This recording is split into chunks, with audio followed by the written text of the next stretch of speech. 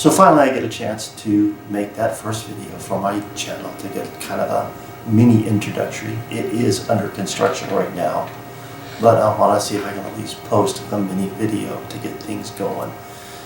I am somebody who bought into Laserdisc format in the early 1990s.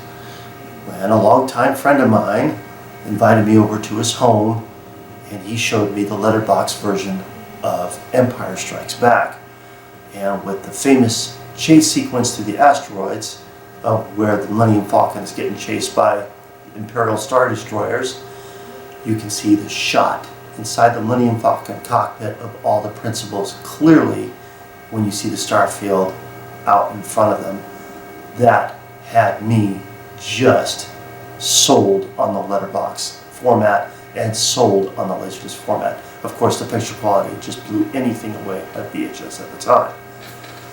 And with that being said, I have done a couple revival attempts at it. At one point, I had my old Laserdisc player hooked up to my system, and I was still quite impressed by the sound quality and the picture quality for the darn thing, but I just never decided to pay any attention to it.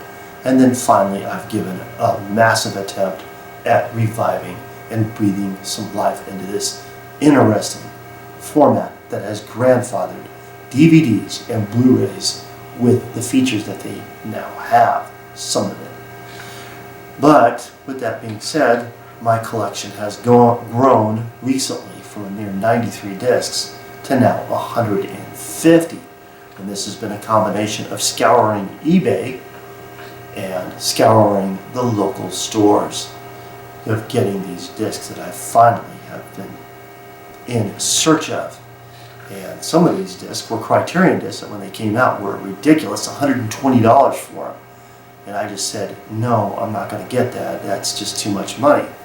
Now I'm finding them for a decent price, and I'm snagging them up, and I got a chance to get some revenge and finally get the disc that I lusted after when they first came out. So we are in a state of construction, and behind me is my Laserdisc collection. At one point I had a rather large gap located right here. You could put a Laserdisc flat down between this and between this section right here, but as you can see, it's grown out of hand. And what you see here on this side is some of these discs are actually pulled out a little bit further. These are discs that I have recently purchased from bookstores or from used bookstores and in a combination of eBay. And you can see them pulled out here, and I got a couple more over here.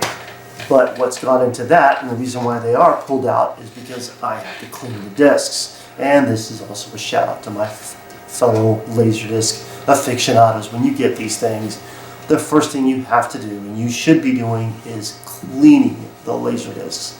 I have gotten several that are just in really bad shape. I've gotten a couple of them where they've had water stains on the little push of the disc. And we'll get that out here. Okay. See them to where, if you look at this disc, you can see literally the stain mark going right along here on the side of it. And if you take the disc and go into the light and start rotating it around like so, it looks dull and not color corrected. Well, by the time I get done cleaning them, you know, you can finally actually play it in the Laserdisc player. And what is chief among the deal is you can see that somebody doesn't know how to handle the disc properly. You can literally see their fingerprints on it like this. So they grab the disc out, well, you know, how they would grab it out of the sleeve. And the proper way that we grab them is like so. And this is a half copy that I've got of Wyatt Earp. I actually had that stuck inside of an old Laserdisc a while back. And I held on to the disc. It was my demo disc, but no longer it is. But that's been the project that I've been stuck with now. I finally got a hold of another disc that I was absolutely in search of. I got the box set to the reissue and the bastardized version of Star Wars that Lucas released. And this is one of them that I got out of the bookstores that is just, I have to clean the entire disc set. It's all covered in fingerprints. So that's my upcoming project. Then I can take a look at it, review it, and see what I think. The other hard to find disc was this, and I found this in a bookstore, and this was another disc collection that I was lusting after, and this had a $200 price tag, and I got it for a mere next to nil, which I'm not going to say, but it beats the shipping and it beats the cost of all that coming in with it. So now I finally got a chance to get hold of this crazy box set. But as we go on forward, we're going to start getting these discs done, clean, finished off, and then I get a chance to go out there and review them. And I have discs in my collection that are examples of cinema works that are just noted, that are really good. I have a few guilty pleasures, and of course I have examples of movies that reign prominently in my all-time worst list. And I just had to get them to get a good laugh out of them. So stay tuned, we got more coming in on the way.